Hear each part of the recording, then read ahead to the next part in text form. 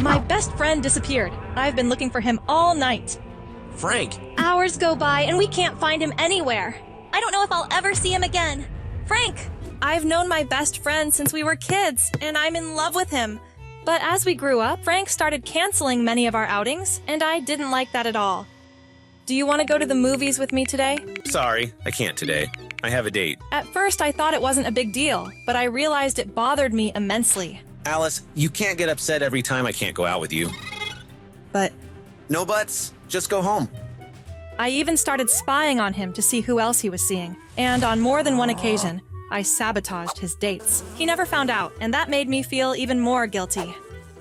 Finally, we were able to go out to eat and take a walk in the park. Everything was going wonderfully. I never imagined what would happen later that same day. Frank, it was 12:30 at night when I received a call that surprised me a lot.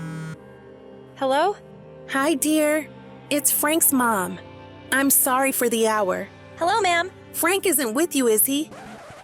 It's quite late and he hasn't come home yet. Frank and I had said goodbye at the park around 10, and he had told me he was heading straight home. He probably went to a party.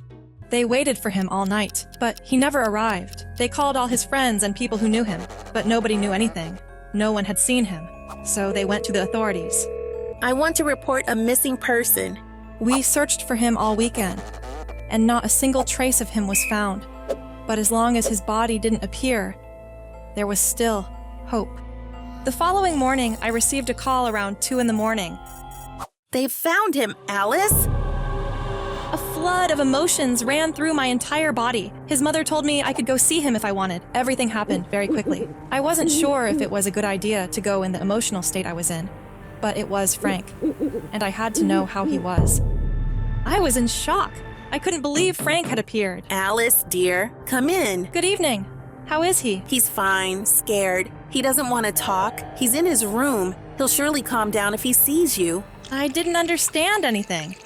So I headed towards his room, but an officer stopped me. Good evening. What's your name, miss? Alice. She's my son's best friend, Officer. Very well. I'd like to ask you a few questions later. Finally, I was able to go in and see Frank. I didn't want to bother him, so I tried to keep my distance. Hi, Frank. How are you? I was very worried. Are you feeling all right?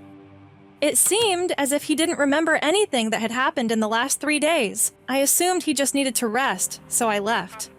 And where did they find him? Walking outside the park. Was he with anyone? No, he was alone.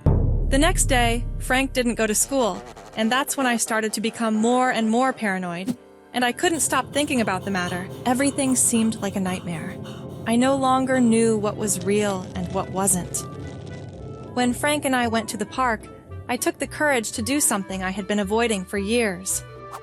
Frank, I love you!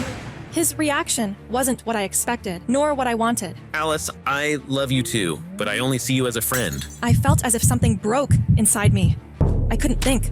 I only felt anger, sadness, and rage. It wasn't until I saw the blood on my hands that I realized what I had done. I hid his body in some bushes, hoping no one would find it, and went home.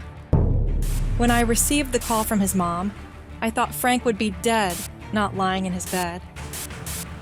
But that wasn't all. Last night I thought I saw him stalking me in my own room until he said, Do you still love me? I couldn't move. I only felt Frank's shadow projecting over me and then disappearing into the air. But when I opened my eyes, something was wrong. My mother was crying, and my father was holding a photo of me. Suddenly, Frank appears, consoles my parents, turns to look at me, and says, Do you still love me?